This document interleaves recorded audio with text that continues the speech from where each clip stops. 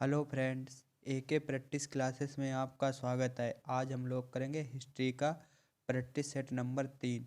इसमें 20 क्वेश्चन होंगे। आप सभी लोग बताएं इसमें से कितने आंसर आपके सही हुए। तो चलते हैं अपने वीडियो की तरफ।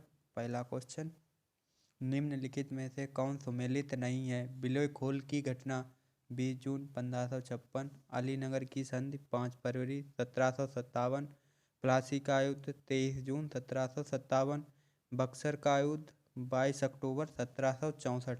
तो इसका आंसर होगा ए, 20 जून 1556। जो ब्लैक होल की घटना है ये सुमेलित नहीं है।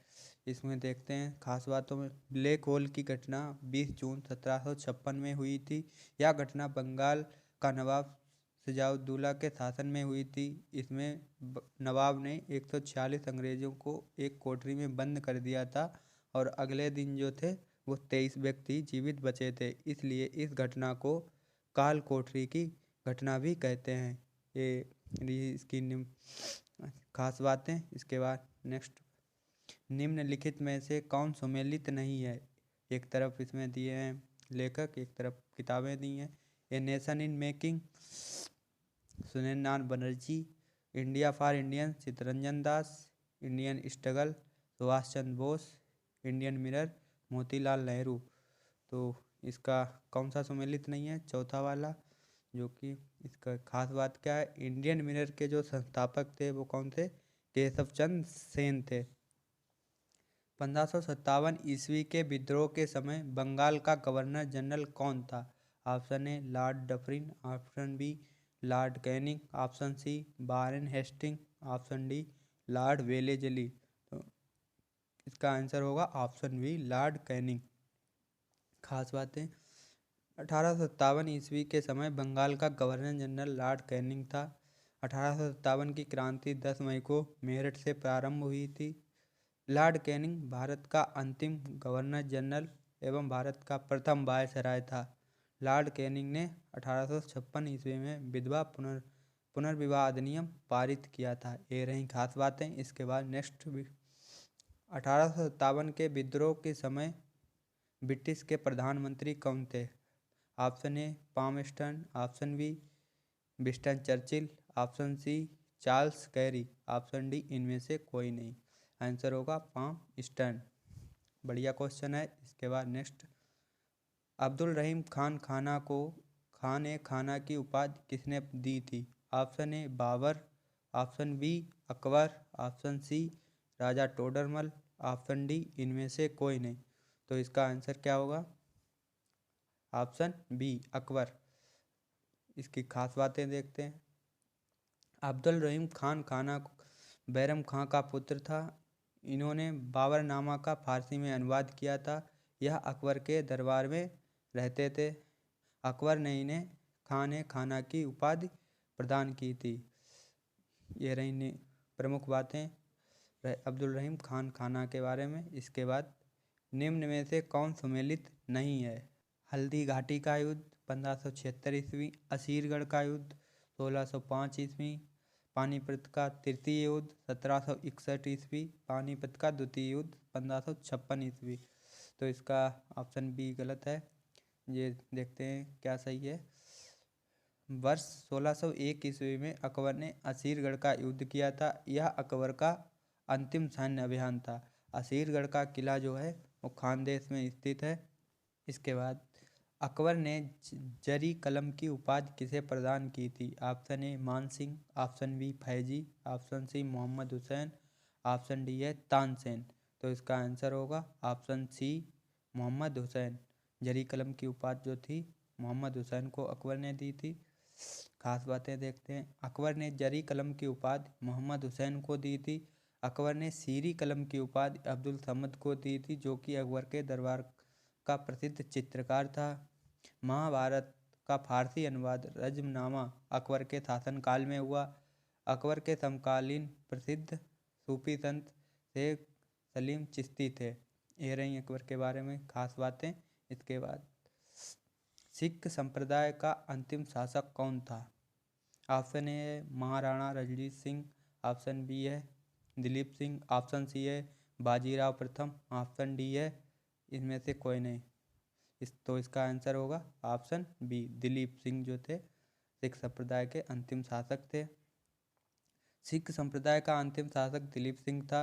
गुरु गोविंद सिंह की मृत्यु के पश्चात सिख संप्रदाय को महाराजा रणजीत सिंह ने संभाला था। महाराजा रणजीत सिंह सुकरचकिया मिसल से संबंधित थे। इन्होंने अपनी राजधानी लाहौर बनाया था। महाराणा रणजीत सिंह को सुप्रसिद्ध कोहिनूर हीरा जो था शाह शुजा ने दिया था। अमृतसर की संधि 25 अप्रैल 1809 को राजा रणजीत सिंह के और अंग्रेजों के मध्य हुई थी। नेक्स्ट क्वेश्चन है, तुगलक वंश का अंतिम शासक कौन था? ऑप्शन ए अलाउद्दीन सिकंदर प्रथम, option B Nasiruddin Shah, option C Nasiruddin Mahmud Shah, option D Mohammad Sahab तृतीय। तो इसका आंसर होगा ऑप्शन सी नसरुद्दीन महमूद शाह। इसके बाद खास बातें देखते हैं। तुगलक वंश का अंतिम शासक कौन था? नसरुद्दीन महमूद शाह था। तुगलक वंश के शासन काल में कुछ नौ शासक हुए जिन्होंने दिल्ली सल्तनत पर कुल 78 साल तक शासन किया। दिल्ली सल्तनत में सबसे लंबा शासनकाल जो रहा है वो तुगलक वंश का रहा है। गयासुद्दीन तुगलक ने तुगलक वंश की स्थापना की। गयासुद्दीन तुगलक को गाजे मलिक नाम से भी जाना जाता है। ये रही हैं खास बातें। इसके बाद नेक्स्ट क्वेश्चन पर, शाहजहां को कोहिनूर हीरा किसके द्वारा उपहार में दिया गया था? ऑप्शन ए है दारा शिकोह, ऑप्शन बी मीर जुमला, ऑप्शन सी है नूरजहां, ऑप्शन डी है जहांगीर। तो इसका क्या आंसर होगा? ऑप्शन बी मीर जुमला। मीर जुमला ने जो था कोहिनूर हीरा दिया था शाहजहां को। खास बातें, शाहजहां को कोहिनूर हीरा मीर जुमला ने उपहार में दिया था, जिसे बाद में मोहम्मद शाह रंगीला ने अपने साथ ले गया था। शाहजहां के काल को स्थापत्य कला का स्वर्णकाल भी कहा जाता है। शाहजहां द्वारा बुलंदशाह इकबाल की उपाधि दारा शिकोह को दी गई थी। शाहजहां ने मयूर सिंहासन, ताजमहल, दिल्ली का लाल किला और दिल्ली की जामा मस्जिद बनवाई थी। स्वर्ण से उत्पन्न सेनानायक किसे कहा जाता है? Option A Warren Hasting, option B Lord Dalhousie, option C Robert Clive, option D है लॉर्ड रिपन। तो इसका आंसर होगा रॉबर्ट क्लाइव। अच्छा क्वेश्चन है, कई बार पेपर में आ चुका है।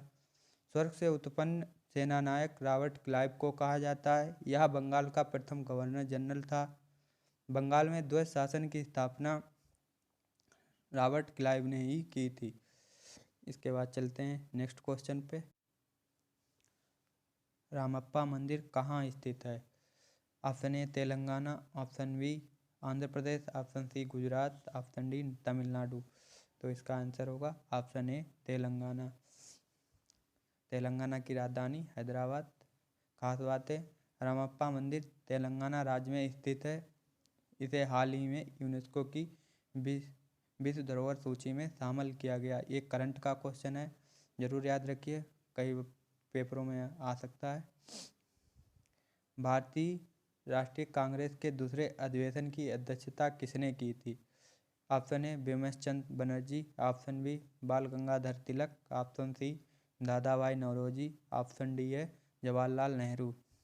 तो बिमल चंद्र बनर्जी ने तो प्रथम अधिवेशन की थी, तो ऑप्शन सी सही होगा इसका, दादा भाई नौरोजी द्वितीय अधिवेशन की अध्यक्षता की थी। भारतीय कम्युनिस्ट पार्टी की स्थापना किसने की थी? Option A Manvendra Nath, option B NM Joshi, option C Jawaharlal Nehru, option D है MN राय। इसका सही आंसर होगा ऑप्शन डी।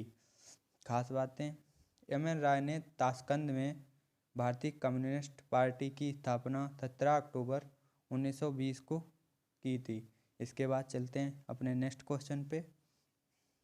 भारतीय राष्ट्रीय कांग्रेस की स्थापना किस वायसराय के शासनकाल में हुई थी? Option A Lord Ripon, option B Lord Dufferin, option C Lord Reading, option D Lord Canning. तो इसका आंसर होगा option B Lord Dufferin. Lord Dufferin के शासनकाल में राष्ट्रीय कांग्रेस की स्थापना हुई।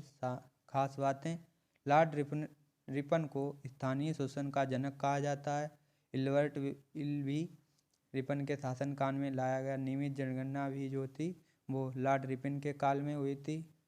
और लॉर्ड रीडिंग भारत का एकमात्र यहूदी वायसराय था। इम्पॉर्टेंट पॉइंट है, याद रखिएगा। इसके बाद सुभाष चंद्र बोस के राजनीतिक गुरु कौन थे? Option A Mazzini, option B Gopal Krishna Gokhale, option C Chittaranjan Das, option D है दादा भाई नौरोजी। तो इसका आंसर होगा ऑप्शन सी चित्तरंजन दास। चित्तरंजन दास तो थे सुभाष चंद्र बोस के राजनीतिक गुरु थे। रंगीला बादशाह किसे कहा जाता है? अच्छा क्वेश्चन है। ऑप्शन ए है मोहम्मद शाह, ऑप्शन बी है फररुख सीकर, ऑप्शन डी है बहादुर शाह द्वितीय, ऑप्शन डी है जहांदार शाह जहां। तो इसका आंसर होगा ऑप्शन ए मोहम्मद शाह। खास बातें, मोहम्मद शाह का वास्तविक नाम रोशन अख्तर था। इसे ही रंगीला बादशाह कहा जाता था। मोहम्मद शाह शासनकाल में नादिर शाह का आक्रमण हुआ था। मोहम्मद शाह भारत ने से कोहिनूर हीरा, शाहजहां का रत्न जड़ित सिंहासन के ताउस भी अपने साथ ले गया था। अंतिम मुगल शासक कौन था? ऑप्शन ए है बहादुर शाह द्वितीय, option B Jahandar Shah, option C है शहादत उल्लाह खान, ऑप्शन डी है आसफ खां। तो इसका आंसर होगा ऑप्शन ए बहादुर शाह द्वितीय। बहादुर शाह द्वितीय, जिसे जफर के नाम से भी जाना जाता था, अंतिम मुगल बादशाह था। बहादुर शाह द्वितीय की मृत्यु रंगून में 1862 ईस्वी में हुई थी। ये रहा आज का वीडियो। अगर वीडियो अच्छा लगा तो प्लीज़ वीडियो को लाइक, सब्सक्राइब और शेयर करें। पूरा वीडियो देखने के लिए धन्यवाद।